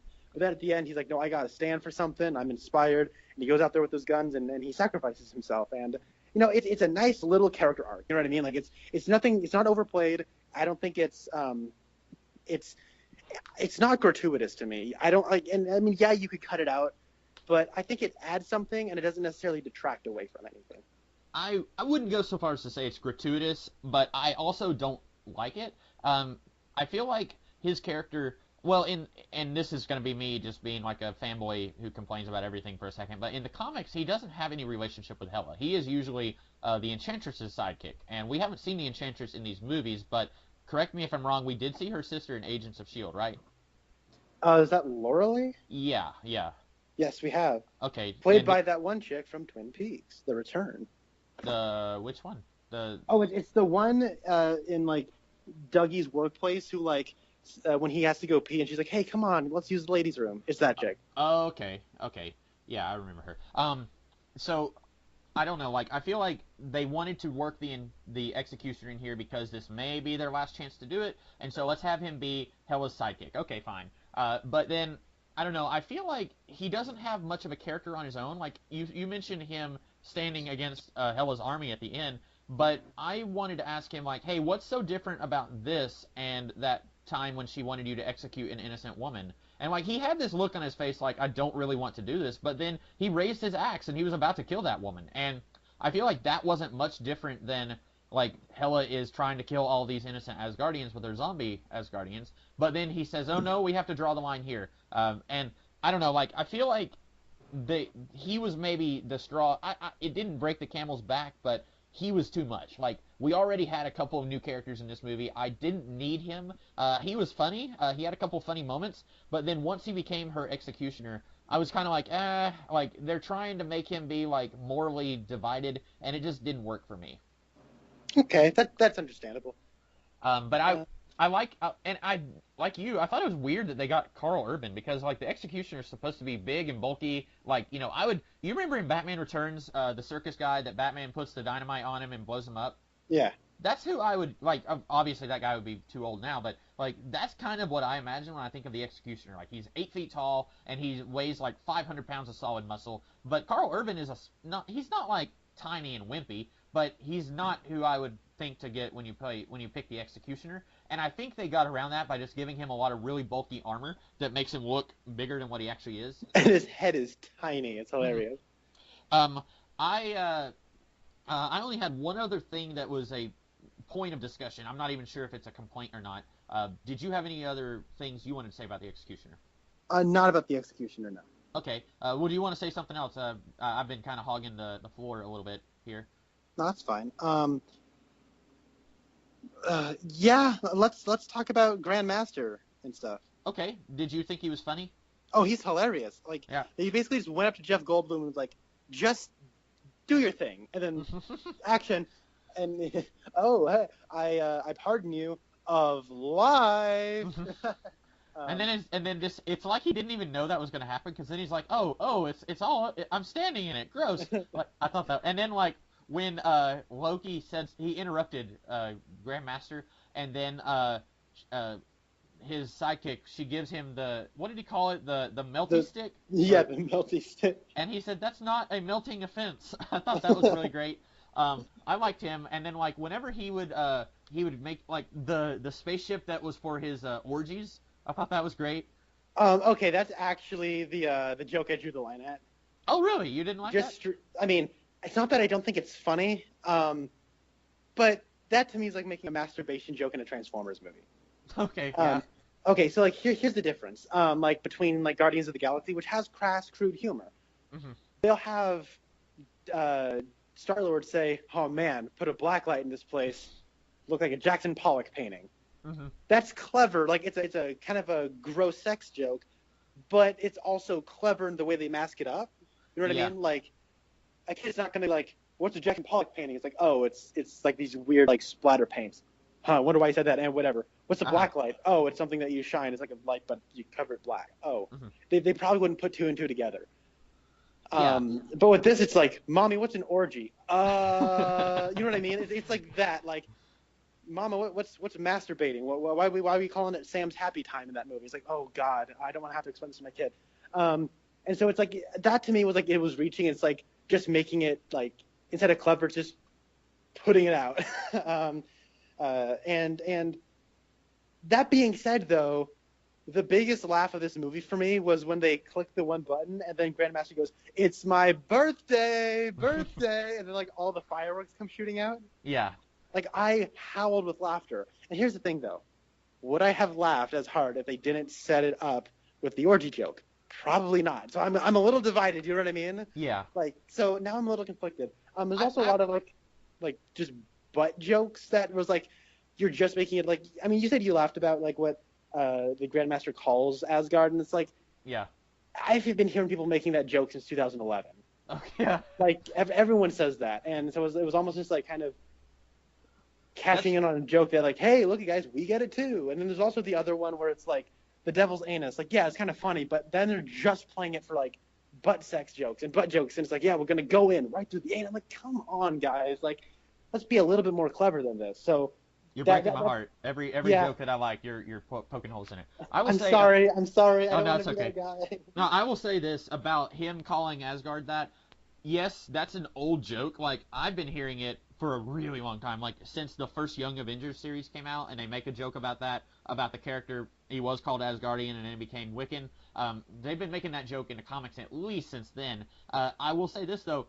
I don't know if Thor has ever heard that, you know, like when he goes to Earth, like nobody has the audacity to say to him like, "Oh, Asgard, more like," like, you know, like nobody says that to Thor. But in this case, the Grandmaster just says it, and like I bet Thor was like, "Hey, shut up! You can't call my home that." Like I think that was what I thought was funny, and also like I'm just a 13-year-old at heart, like who laughs at stuff like that. As far as the orgy thing, I will maybe argue just a little bit on that. When I was a kid, I watched Batman Returns, and that movie has got some filthy, filthy dialogue in it, specifically between the Penguin and Catwoman, where like when I was a kid, I never caught on to what they were talking about, and then as an adult, I'm like, how in the world did I not catch on to that? And I feel like in this, it's a really loud scene. There's a lot of lasers being shot. There's a lot of fighting going on. It's cutting back and forth between what's her face, the Valkyrie and Thor and Hulk. And then she says that about the orgies, and then Thor says, "Don't touch anything." I think if I was 8 years old watching this, that would have just gone right over my head. I wouldn't have even understood that at all. I think maybe it's this thing where, as a kid, you understand the stuff that is geared towards you. Like for me, if I was a kid, I would just be like, "Oh, this is really cool. Thor is fighting Hulk," and like, "Oh, this is really cool. He's fighting a big wolf," and stuff like that. I wouldn't have caught on to like, I wouldn't have turned to my mom and said, "What's an orgy?" But maybe there are other kids who are more intuitive than I was, and maybe they would have caught on and been like, "Hey, what is that a reference to?" I think there are things sometimes in these movies where I'm like, "Come on, like that was unnecessary." I don't necessarily think this was one of them, but I could be wrong. Okay. Um, What was uh, your last point of topic? I wanted to ask. So, if the Hulk has been on this planet for 2 years, and he's been in Hulk form for 2 years, and after he finally turns back into Banner, which, by the way, when he said, "I'll be in disguise as Tony Stark," and Thor kept saying like, "You don't have to be in disguise," I thought that was hilarious. And like he puts on the sunglasses and he's like I thought that was really funny. That And was also, funny. also Thor when he kept saying like, "The sun is going down," like he kept saying that, and Banner's like, "Will you stop saying that?" Like I thought that was funny. In the arena when Thor started to say that, I knew, I was like, that is not gonna work for Thor. Like this is gonna not end well for him. So I like that went exactly how I thought it would. I also, and this was one of those moments where everyone in the theater was roaring with laughter, but as if they were being paid to laugh. But like, Oh, by the way, I went down $25 for that last one. yeah, yeah. But like when Loki said, "I have to get off this planet," I thought that was genuinely funny. And Yeah. that's something that if you haven't seen the first Avengers movie, or if you haven't seen it since it came out, you might not understand that. But I thought that was really a nice, funny little in joke. And then I like all the references to Age of Ultron. But I wanted to ask, why is Banner's transformation into Hulk different? Why is Hulk able to stay in Hulk form for 2 years? And then at one point he mentions, normally it feels like me and Hulk both have one hand on the wheel. This time it felt like Hulk had the keys and he had me locked up in the back of the trunk. Like, I want to know what has happened. Why is he this way now? And I don't think that's explained. And I guess it's so that we can keep this conceit that Hulk is a gladiator, and if he turned into Banner, then he probably wouldn't stay a gladiator. He would probably try and get off the planet, and we want to have him be in this movie. So we come up with this reason that he has been in Hulk form for 2 years, but they don't explain why he's been in Hulk form for 2 years or how that happened. Okay. I have an idea, and this might be me reading too far into stuff. Hmm. I think it has to do with Black Widow. Yeah, that because Because as soon in as Age of Ultron, he shuts he's in Hulk mode, and then Scarlett Johansson's like, "Hey, you know, saying those words I wish I heard in my dreams of, all right, go on and find a place that we can be together," and then he like shuts it off and then like flies away. yeah, I think that's a weak part. That's a weak spot for Banner, and it's also a weak spot for Hulk because he's able to turn back into Banner. It probably like makes him like Banner, like it weakens him when he's kind of has those love emotions or something, or it puts his guard down. He's spending too much time thinking about other people as opposed to thinking about how to keep the Hulk at bay or something. And as a result, like Hulk is like getting to be strong enough, and he's like, he's like a kid, but when you keep turning into him, he grows as well, and he knows that if Banner's guard is down, he can take reins over it and go along with it. So that's what I'm reading into it, and that's the way I feel like the actors are playing it, because when she comes back up again, that's when things start to, you know what I mean? Like, yeah. I don't know. As soon as he sees the message, that's what turns him back into Banner. And he's even trying, like he's like hitting himself, trying to keep himself angry, but it doesn't work. But anger has always been the key to his transformations, And I just don't understand, even if he's like ignoring the Black Widow message and he doesn't watch it because if he watches it, that's going to give him the soft boohoos and he's going to turn back into Banner. Even if he doesn't do that, like, how does he stay angry for 2 years? Like, that just, I felt in the Planet Hulk comic book, or it was either the comic or the animated movie based on it, they made a reference that the atmosphere was toxic and the Hulk acts as a defense mechanism for Banner. Kind of like in the Avengers movie, he tried to kill himself, and then the Hulk, he turned into Hulk before he could shoot himself. So he's not able to die of any traditional means because the Hulk is there to kind of protect him. And so if they had said something like that, like the atmosphere on this planet is toxic to baseline humans, so he stays in Hulk form, that would have made a little bit more sense. But then they turn him into Banner while they're still on that planet. So I feel like they needed to just a quick little line about like, well, this is like he got like the Quinjet flew through a gamma belt or something on its way to this planet, something like that. I don't know. Maybe I'm just the only one nitpicking that. No, I mean, I just took it as a conceit. I'm not reading too far into it, but if I probably think about it like you have, I might agree with you. I just think maybe he's just horny, and he's like, oh man, if you remember in the Incredible Hulk, he said he can't get excited or else he's going to turn into the Hulk. Yeah, which so. I'm assuming that now, well, ever since the Avengers at least, where he's able to control his Hulk outs, I'm assuming that he can get some. I don't know though. Oh, okay, all right. Maybe I don't know. My biggest question is, how does Loki live on Sakaar for like weeks and not know that Hulk is the champion? That is a good question. I didn't even think about that.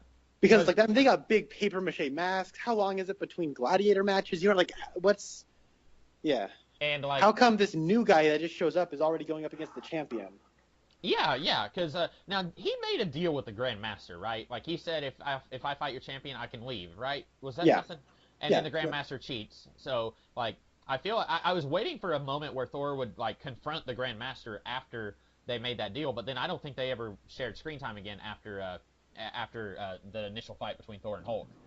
I don't think so either. It's going to be interesting going forward because everyone seems to love the Grandmaster, and it's completely understandable why. Mm-hmm. And they've been, they had the Collector, and now they've had the Grandmaster. What are these people called, like the Elders of the Universe or something? Isn't that what their comic book jurisdiction is? I believe so, yeah. I think we might be building something with these people, and we might see more of him. So I think that'd be fun. Yeah, I, for a long time, I tried to avoid all trailers and promo material and stuff. I remember seeing pictures of what Jeff Goldblum looked like in this movie, and I remember he was in the closing credits of Guardians 2, and I just assumed that they were recasting the Collector. I thought, were they not able to get back what's-his-face? And Benicio? And it turns out he's a different character, and apparently these two characters are brothers. In something, I was reading an article, and it showed a picture of these two, like, playing checkers or something, and, like, Jeff Goldblum is, like, throwing the board, and I was, like, on a Disney ride or something. So I don't know if that's canonical with the movies, but I thought that was kind of interesting. But yeah, it is, yeah. He does look a lot like the character, the Collector, so that's what made me think they were recasting that character. Let's see. I didn't have any other complaints. Those were really my only complaints, and like several of them were things that I think it would have been just a quick and easy fix. Like, we're just gonna do this one little line of dialogue that will explain why Hulk is able to be in Hulk form, stuff like that. So none of it was a deal breaker. I liked that this movie uses Led Zeppelin's "The Immigrant Song." I was gonna go there. Yeah, it's so good. I think that it is such a crime that they haven't used Led Zeppelin before in these movies. The first Iron Man movie ends with AC/DC's Iron Man, and that song is like synonymous with like Iron Man now. Like you look at the Tony Stark character of these movies, it's like, yeah, he's that song. That song is him. I don't even remember any of the songs in the first Thor movie or Thor: The Dark World. I really wish they had done like a different Led Zeppelin song in each movie. I think that really would have resonated better. I love the musical score from the first Thor movie. Mm-hmm. I think it's beautiful, and they actually play that theme at the very end of this movie when he's like getting into the throne on the big ship. Mm-hmm. Like that musical swell. I mean, like, oh, that's the original Thor. Oh, it's so beautiful. I also like the original musical score. Hear that more like techno, like. I'm like, okay, that's pretty tight. But yeah, you're right. The Immigrant Song, they even use it twice, and it's like. Yep. it's so cool. Like it's not corny or like lame or contrived. Like it doesn't feel put on to be hip or anything. It just feels like a really natural choice. And that song is just cool. I think everyone likes it. Oh yeah. And when they're playing that and like during that big, I can't like put into proper words just how awesome I think that climax is. Like I was like I'm not a very vocal like movie watcher, but even in that climax, it was like every single new shot we were given, I was like, oh yeah, Hmm. Valkyrie walking down, strutting, looking super hot with the fireworks going off behind her. I'm like, yeah, it's Hmm. awesome. And then you got like all those like slow mo shots of like Scourge jumping down from the ship with the machine guns. I'm like, it's so cool. And then you got Thor corkscrewing with all the like he does that corkscrew move like through the hordes of like skeleton people, Hmm. and then it's got Hulk wrestling the giant wolf down the fire, like sorry, not down the waterfall. Like when they went down the waterfall, everyone in my theater went whoa, Hmm. like it was really cool. Um, yeah, it was a blast of a climax. I loved the action scenes in this movie. And one thing I will say is this movie understands like I rewatched through the MCU back before Civil War came out, right? Hmm. The thing that's about that movie is while watching those, I was like, okay, I like that Loki has like those distraction people he uses, but like at a certain point, like we gotta wise up to that act, Hmm. and then we do here, and Yeah. then watching the opening action scene with the he's like doing his hammer stuff, I'm like, yeah, this is all cool, but it's all stuff we've seen before. There's only so much we can do with a hammer. Oh, it's taken out. And then we get this awesome new, like, lightning god Thor Hmm. mode. I'm like it's acknowledging what is maybe getting tired about this series and reinvigorating it. And it's really, really cool. Yeah. I really like it's kind of like what I said earlier about how Loki it feels like the same character, but at the same time they're going in a different direction. It's kind of like that here, where they must have felt like okay, people are probably getting tired of the same old with Mjolnir, so let's get rid of it, like you said, and all that stuff. And that's why I really want to see a Thor 4. I would totally be okay. Like I understand there's only so much money that they have, and there's only so much screen time that the Marvel movies can have before people are going to get tired of it, and they want to do some of their lesser characters like Black Panther and Ant-Man and Captain Marvel. They want to do those characters, and so they don't want to do Thor 16 or whatever. But I wouldn't mind seeing a fourth Captain America movie. I wouldn't mind seeing a fourth Thor movie. I wouldn't mind seeing another Incredible Hulk movie. Marvel, if you're listening, I know Mark that there's Ruffalo actually acknowledged that recently. I don't know if you've heard that. I did hear about that. So, and it was basically what I assumed because apparently Universal Studios still has like Marvel can make a Hulk movie, but Universal Studios has final dibs or final call on what can and cannot happen in the movie. And apparently, I'm going to assume that Universal Studios does not like Mark Ruffalo as the Hulk. That I didn't actually watch the video or read the article, but I just saw that he had made mention of that. But if Universal Studios like okayed Edward Norton as the Hulk, and then they recast him as Mark Ruffalo, and ever since then we haven't had a Hulk movie. I have to wonder if, for some reason, Universal Studios does not like Mark Ruffalo. I don't know. I don't know. It's weird. But they have said that like this is going to be like apparently the first story in like a trilogy for Hulk. Oh, okay. They I, have they have said that. So like that's one of those things where it's like I feel like in this one like the second act is very Hulk centric, and then he just sort of is present during the climax, and we don't get a lot of resolution to his character arc in this movie. We right. get stuff with Thor and Loki and Valkyrie and Scourge and Hela, and even like Satura gets his big payoff, but like Hulk just sort of like is present at the end, and then we don't get much more out of that after that. So And we don't know, is he going to stay in Hulk form? Because he said, like, if I turn back into the Hulk, I may not turn back into Banner ever again. And so it's possible that he is going to stay in Hulk form whenever, like, up until Infinity War. And then he'll probably turn back into Banner at some point there. But I'm assuming the next part in the. You talking about this, like, Hulk trilogy that's not really Hulk films. I'm assuming the next one is going to be Infinity War. And yeah, then maybe are they counting the next Avengers movie after that? Are they counting that as a separate movie? Or I because don't know. if so, then I'm guessing that Hulk will be in that also. But he's another one you could put in Guardians. I don't know. Let me redact that. I don't think that he might take over the movie if you put him in Guardians of the Galaxy. So Yeah. I don't know if that would work. But I, uh, I I made a complaint in Guardians of the Galaxy Volume 2 that they did two different instances of The Chain by Fleetwood Mac, and that's a song I really like, but I was saying back when we talked about it that they could have just done one, like Power Walk, like the scene where they're walking in slow motion and they're playing that song. That did not bother me here. They could have played the Immigrant Song 85 times. Like, let's just do 2.5 hours of Led Zeppelin on a theater screen. Like, no, just music. Like, let's just pay $10 to go and listen to Led Zeppelin for 2 hours. Like, I do it, yeah. But yeah, I like that music here.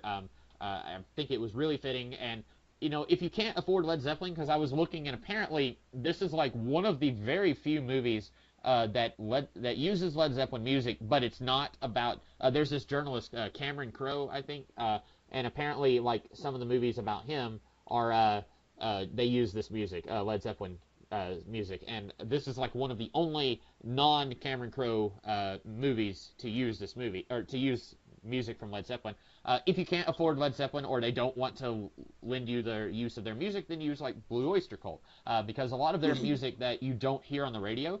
Blue Oyster Cult, by the way, is my favorite band. A lot of their songs, other than Don't Fear the Reaper and Godzilla and Burning for You, are very like you said about like a heavy metal album from like the 80s. Like that's what this feels like. A lot of those songs are like that in musical form. So like an Iron Maiden sound almost. Yeah, kind of. I wish I was more familiar with Iron Maiden so I could say that with confidence. But like, there's one of their songs. My favorite song by them is "Veteran of the Psychic Wars," and like it sounds like it exists in some weird, almost psychedelic, hard fantasy metal world. Like, this is a world that's been destroyed by psychic wars, and like there's this guy who's been fighting in these wars, and like there's one called Black Blade, and there's one called Soul Survivor, and like these songs feel like they could be like about a Norse mythological character also.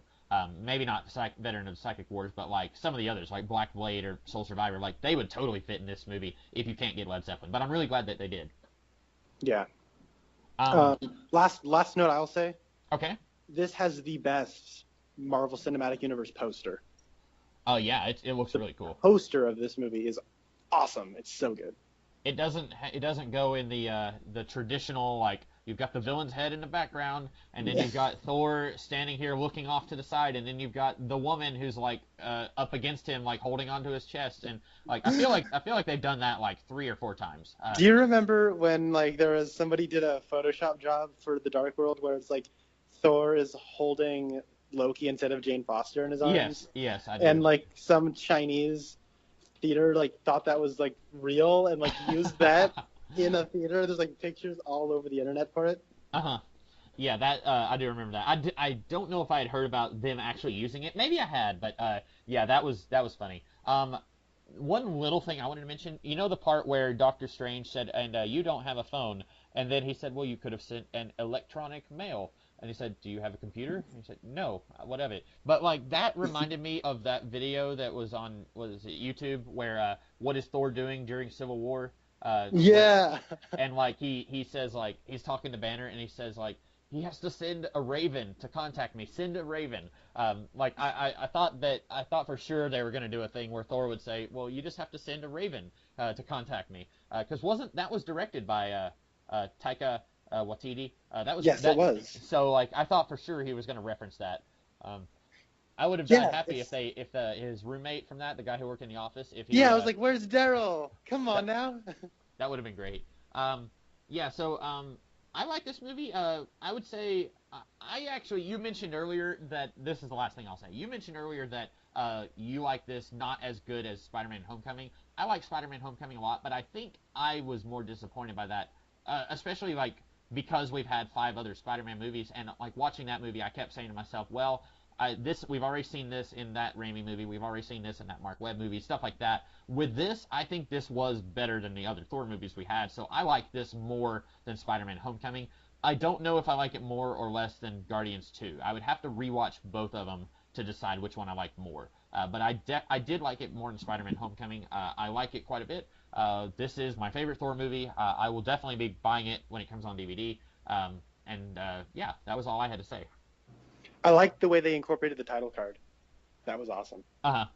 Yeah. And then also the giant dragon head heading towards the girls was a really funny part too. Hmm. Yeah. That's all I got to say about that. Oh, you know what? I'm sorry. I have one more thing. I know I keep dragging this out.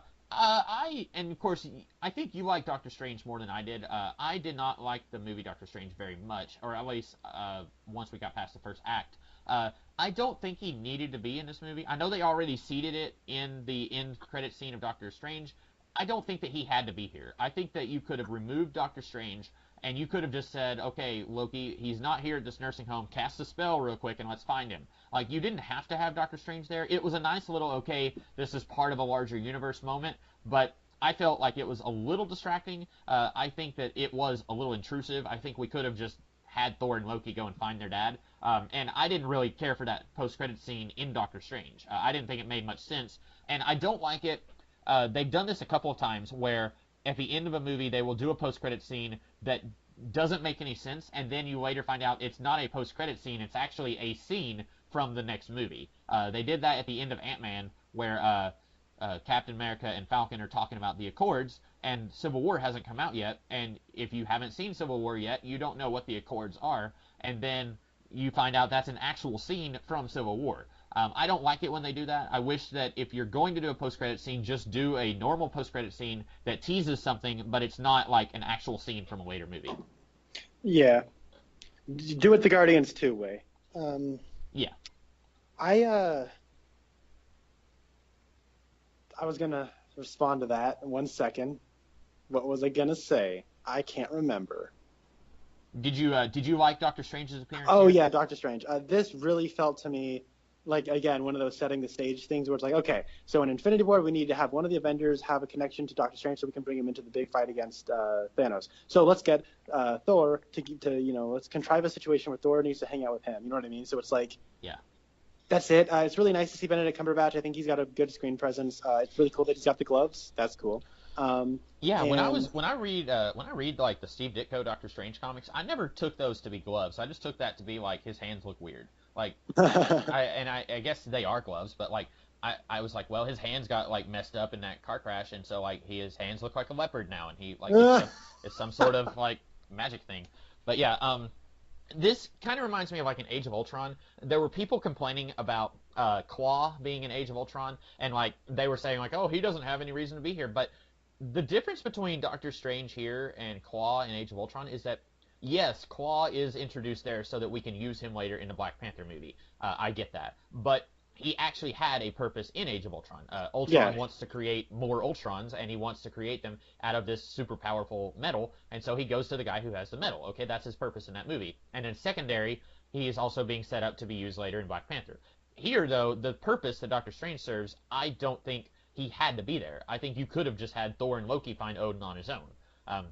It's like you said, they're setting up something later down the line, and 3 or 4 movies from now, I'll probably look back on this scene and I'll say, oh, okay, yeah, that was kind of necessary, even though I didn't like it. But right now, I'm just looking at it and saying I don't like it. Yeah, I get you. I guess if you had one last thing, I have one last thing that just popped in my head. Yeah. There's some spotty green screen work here. Oh, really? Especially in that scene, like where they go to see Odin on the cliffside. Mm-hmm. It's like, remember this place. I'm like, I'm gonna remember it all right. Man, I can basically see the green lines around you guys. Like, in the trailers, you didn't see the trailers for this movie. No. There's a part where Hela breaks the hammer. It looks like they're in an alley. Yeah, I actually after watching the movie, I went back and watched the trailer, and I noticed that it was not the same scene than where they yeah, maybe. Look, it might just be because I've seen this trailer a lot and I recognize that. But even before Hela showed up, I went, yeesh, that is some bad green screen. And that's something that sort of kept popping up throughout. And some of the CG work is a little bit questionable. There's a lot of CG here, so obviously some of it's going to look better than others. But it's a decent number of spotty CG stuff that I think it does bear some kind of comment. Mm-hmm. Oh, it was going to be something about the CG stuff. Do you know why they changed it from like an alley to like the middle, like a fjord in Norway? Like, why were they trying to prevent people from finding out that scene took place in a fjord in Norway? Like, I have no idea. Okay. And also, apparently, there was like a promo or a teaser for Infinity War where Thor had both of his eyes, And I'm assuming that they did that because they didn't want people to know that he loses an eye in this movie. I'm I agree. Yeah. Okay, because I was thinking like, please, please, please don't undo that he loses an eye. I think that was a really cool moment. I did not see that coming. That was, and I want to see him come back to Earth, and then like Tony and Cap are like, whoa, what happened? And he's like, oh, that was like a long time ago. But yeah, that that's all I had to say. I think. All right. I guess we'll get back to talking about Justice League in 2 weeks, right? Yeah. So next week we'll be talking about Swamp Thing, and then Justice League, and then I guess Star Wars in December, middle of December, I think. Yeah. Cool. I did not realize Justice League was this soon. I thought it was gonna be like, I don't know, like sometime in December, like closer to the end of the year. So what you're saying is you're like the Flash from Batman v Superman. I'm too soon. Lois Lane, she's the key. I knew she would turn coat and become a bad guy named the Key. Nah. ah, ah, ah. Sorry, that was my that was my callback to that guy. I'm just gonna laugh like that from now on, and everyone's gonna look at me like I'm like quacking like a duck or something. You know, it's funny because it's like he didn't even like do it like a number of times. He just does it once, like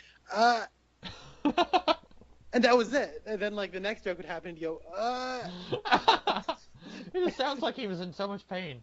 Yeah, He's it was like, weird. He's passing a kidney stone during the movie, and he's actually laughing while he's doing it. So it's like, oh.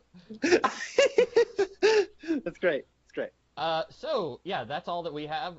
We like the movie. Go watch it if you haven't already. And then tell us what you thought in the comments of this video. And then in the meantime, I am the Comics Kid 2099, And I'm Connor Nielsen.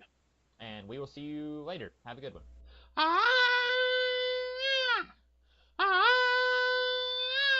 We come from the land of the ice and snow, from the midnight sun where the hot springs flow.